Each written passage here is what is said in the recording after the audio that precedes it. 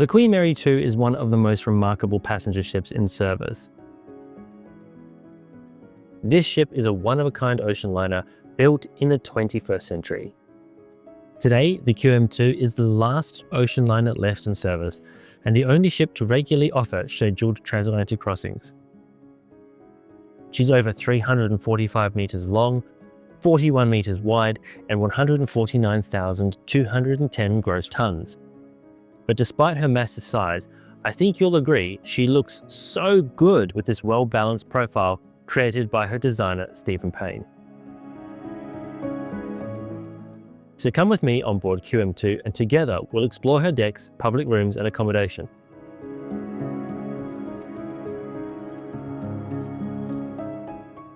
We start our tour of Queen Mary 2 at the Grand Lobby. This is where most passengers will board the ship. The lobby has entries on Deck 2 and Deck 3, and regardless of which deck you enter the ship from, you'll be welcomed into the central hub of the ship. For today's tour, we're entering the lobby on Deck 2. Twin staircases lead up to Deck 3, while the nearby B stairway offers lift access between the various passenger decks. On the starboard side of Deck 2, you'll find the purser's office as well as the shore tour office, while the port side is home to the Empire Casino, which offers gaming tables, slot machines and a bar. The upper level of the Grand Lobby is found on Deck 3. It is home to QM2 shopping promenade, the Mayfair Shops.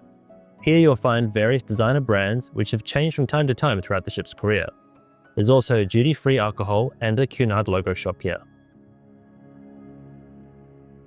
On the starboard side, the Champagne Bar is an elegant space decorated with large paintings of celebrities who have travelled on board the Cunard liners.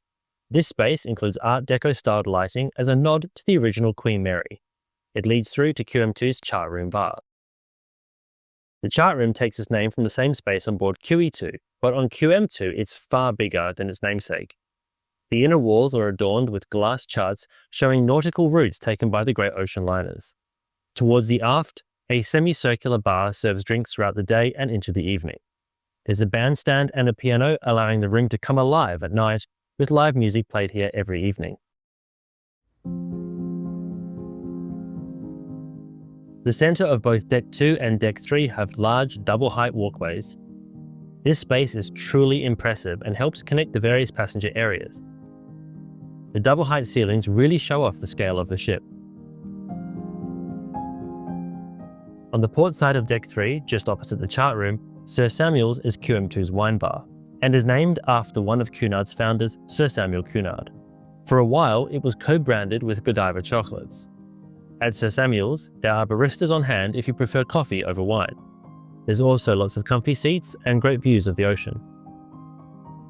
Heading aft and you'll find the entry to the Britannia Restaurant. Photos and videos don't do this space justice. It is a stunning multi-story dining room where everyone with a Britannia-grade cabin gets to eat. The restaurant can be accessed from Deck 3 and Deck 2 below, and is arranged in a tiered design with 4 distinct levels.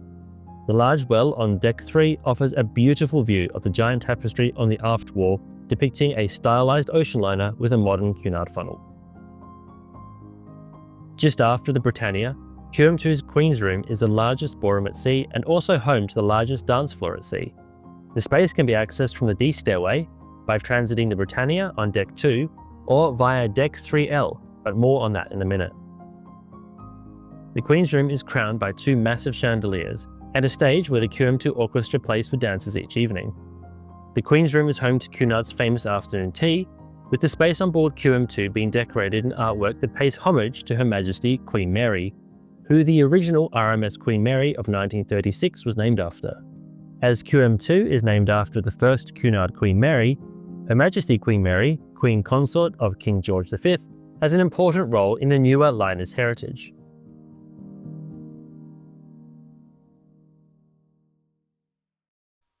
The Queen's Room leads into the ship's nightclub, G32, so named because QM2's build number at Le Chantier de l'Atlantique shipyard was G32.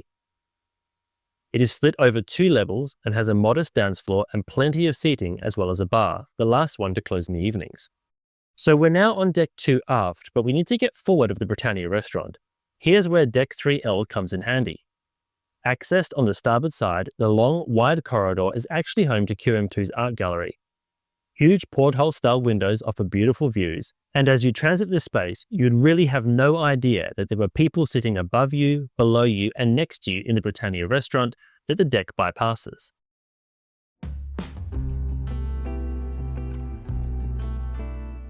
Forward of Britannia on Deck 2, the Golden Lion pub is QM2's classic English-inspired pub.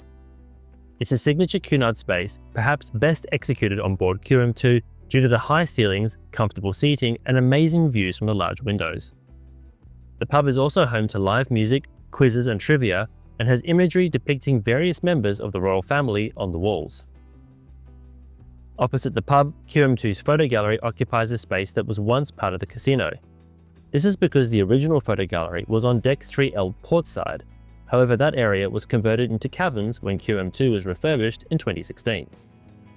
Heading forward and you'll find yourself back in the grand lobby. So we will keep going forward to discover the rest of the ship. The next space is the QM2's Royal Court Theatre. This large show lounge also spans both Deck 2 and Deck 3. The lower level is great if you want to get a front row seat or have a drink during the show, as there are roaming waiters stationed here during showtime. The upper level on Deck 3 has no drink service, but does offer nice views down onto the large stage. I was thrilled to lecture in this space as the theatre has a fantastic giant LED screen which is perfect for showcasing images of the great ocean liners. Forward of the Royal Court, ConneXions is QM2's enrichment zone. Various meeting rooms, small lecture venues, and a computer learning centre can be found here. There's also tea, coffee, water and juices available. The space is wonderfully cluttered with Cunard history and heritage that forms part of the Maritime Quest history trail, so you can get lost here for several hours, absorbing the rich maritime heritage of the Cunard line. Illuminations is found at the very forward end of Deck 2 and Deck 3. This is QM2's Planetarium, the first of its kind at sea and still the largest planetarium to ever be installed on board a ship. The large dome ceiling retracts when the planetarium isn't in use, and the space becomes QM2's main lecture venue. And I've presented many maritime history lectures in this wonderful place. There is excellent sightlines with no obstructions, making this a fantastic space for presentations. The room also doubles as QM2's cinema, with both 2D and 3D movies shown here. Deck 7 is where you'll find many more entertainment facilities. At the forward end of Deck 7, there's a fantastic forward observation deck. It is here where the captain's cufflinks are stored, which are actually spare propeller blades designed specifically for QM2's advanced Rolls-Royce Alston Mermaid Podded Propulsion System. Try saying that 3 times fast. I've explained how all of this works in another video where I interviewed QM2's designer Stephen Payne, links in the description. Deck 7 is also where you'll find QM2's amazing, awesome, wide, long, teakwood wraparound boat deck. This is a truly fantastic space, with shade offered by the overhanging lifeboats and comfortable steamer deck chairs so you can relax and watch the world go by.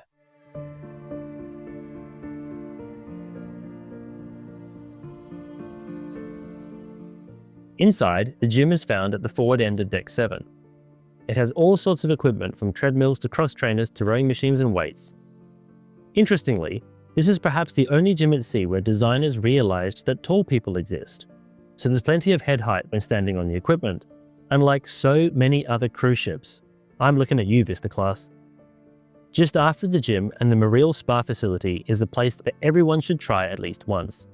It used to be branded Canyon Ranch and is a fantastic complex with a wonderful thalassotherapy pool, saunas, steam rooms, treatment rooms, and a relaxing lounge area with views over the decks. The Carinthia Lounge is found behind the spa facility. This place is really interesting, as when the ship first entered service, it was a winter garden. It was never really well used and generally disliked by most of the passengers on board. However, after refurbishment in 2016, it has been transformed into a bright and airy, welcoming cafe with baristas on hand. And these days, you'll struggle to find a seat. So it just goes to show what some bright colours and coffee can do for a space. Having transited the cafe, you'll enter the King's Court just aft of the bead stairway. This is the QM2's buffet restaurant and features ample seating space with lots of little breakout areas that have views over the boat deck. There's a central buffet amidships, while a second buffet can be found towards the aft end of the King's Court, along with the chef's galley, which is a bar and burger grill by day, and a specialty dining venue by night. The very back of Deck 7 is home to some of the most exclusive spaces on board. Here's where you'll find the Queen's Grill restaurant, the highest rated restaurant on the ship, as well as the Princess Grill, which is also very well regarded. Grill's guests have access to a small concierge facility, as well as the Grill's Lounge, which is also found at the aft end of Deck 7. So let's head out to the deck and make our way up to Deck 13. The aft decks on QM2 are terraced and spectacular. There's heaps of space, great views, and the aft end of the ship is home to 2 of QM2's swimming pools. Minnows is found on Deck 6 near the kids club facility known as the Zone, while the main Terrace Pool is found on Deck 8 and has a nearby bar known as a Terrace Bar. Just inside from the Terrace Bar is the Verandah Restaurant, which is Cunard's extra tariff restaurant. It's a steakhouse that shares its name with the highly sought-after Verandah grills found on the original Queen Mary and Queen Elizabeth, and offers lunch and dinner menus at a set price. If we walk through Deck 8 and head all the way forward, we'll find the library and bookshop. This is a signature feature of Cunard ships that was first introduced on board QE2. Today it is best executed on board QM2, and the maritime history skew of the book collection certainly pleases those of us who love ships in the sea. The Commodore Club is found just one deck above the library and was the first Commodore Club designed by Cunard, with the room having since become a signature space across the fleet. QM2's Commodore Club is the smallest design of those currently at sea, but it's also the most enchanting. There's a giant model of QM2 behind the bar, and windows that overlook QM2's impressive bow. I sat here watching the waves crashing onto the bow during a 2019 transatlantic crossing, and it was glorious. A boardroom and cigar lounge can be found just off the Commodore Club. QM2 has a forward-facing observation deck on Deck 11, just under the bridge, that provides excellent views of sail-ins and sailways, as well as being a fun place to stand and watch the ocean whilst the ship is at sea. Just behind the observation deck, you'll find the Atlantic Room, which is a small lounge that gets used for various functions during the cruise or crossing. If we head up to Deck 12, the Pavilion Pool and Bar are great places to hang out, as there's table tennis tables, a large pool, twin whirlpools and a bar. They are located under a glass magrodome, which can retract, but in all the times I've sailed with QM2, I've only ever seen it open once. But on the plus side, it keeps the air nice and warm and the pool temperature is good.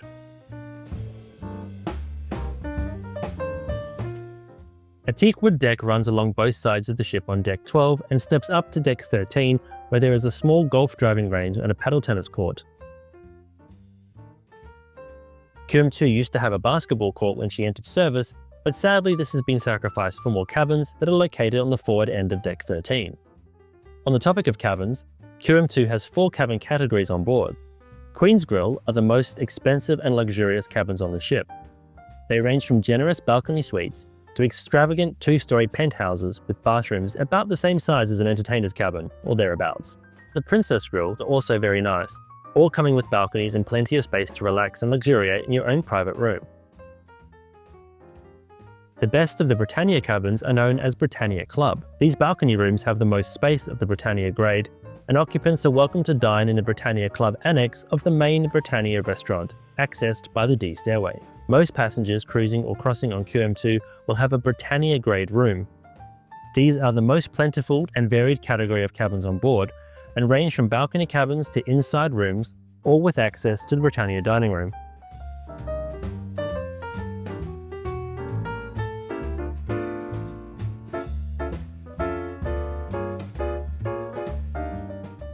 QM2 is a remarkable ship, and I hope this brief tour of the last great ocean liner gives you some idea as to why she is loved by so many.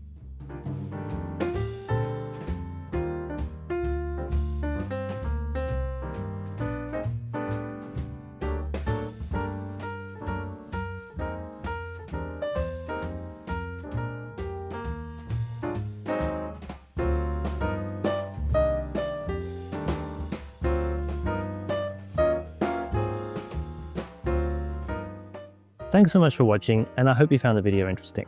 If you did, please don't forget to give it a like, and if you're interested in this kind of content or you like maritime history, please consider subscribing and check out my back catalogue. Thanks so much once again, and until next time, I hope to see you on board. This video was brought to you by me and my new book, The Evolution of the Passenger Ship. In The Evolution of the Passenger Ship, we bring years of research together to create a book that takes you on a journey from the dawn of passenger shipping right the way through to the modern cruise behemoths that we see today. The Evolution of the Passenger Ship is available at all good bookshops, and if you purchase a copy, you help us, which helps support the channel.